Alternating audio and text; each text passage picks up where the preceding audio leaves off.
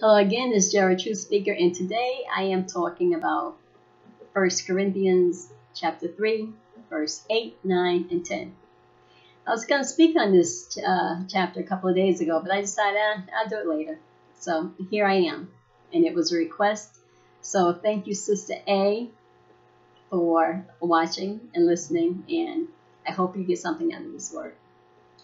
So verse 8 says, "Now he who plants and he who waters are one, and each one will receive his own reward according to his own labor." What that means is, of course, everything in this book is about meditation. And what it means here is you have to lay your own foundation. Jesus is the ultimate foundation. You have to lay your foundation before you start planting and before you start watering. Your foundation is meditation. When you go into meditation, the second stage is water. That is where you get your truth. Water represents truth. And only God can give the increase to whatever you do, which is the fire, serpentine fire. That's the Holy Spirit.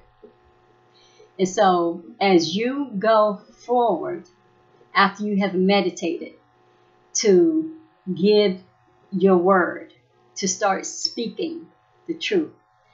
The plant is the word. It is like a seed. Take that seed and you put it into the ground and you water it, and God shines his light on it, the sun, and it just comes forth and it blossoms, a new plant.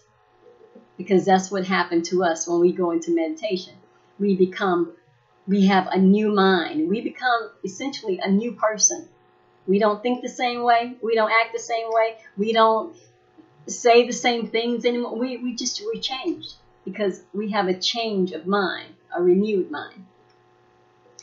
And then it goes on and it says in verse 9, "For we are God's fellow worker. You are God's field, you are God's building." And as I have said before, you and I are God's body. God is experiencing life through us. So, because God is experiencing life through us, we have to do what Jesus told us to do. Meditate, so that in the experience that we are having, we can also know how to live in this world that we're living in, godly, Christ-like, not as a Christian, not as a Buddhist, not as a monk, not as a Catholic, as Christ-like. And the only way we can be a Christ is to meditate and let that melatonin flow through your body. Open up that pineal gland and start operating from the right side of your brain. Verse 10 says, "According to the grace of God which was given to me, a wise master builder, I have laid the foundations and another builds on it. But let one take heed how he builds on it." As I said, meditation is your foundation. That is where you're able to come up out of that and go out into the world and speak your truth and know what you're talking about. So what it's saying here is, let's say, and another builds on it. So when someone else is building on your foundation, they are taking a chance because they don't know what kind of foundation you have. They don't know if you meditate or not. They don't know if they've gotten their information from somebody else. You don't know if it's hearsay. But when you have your own foundation, you know for yourself that the truth has come from within you and not from without.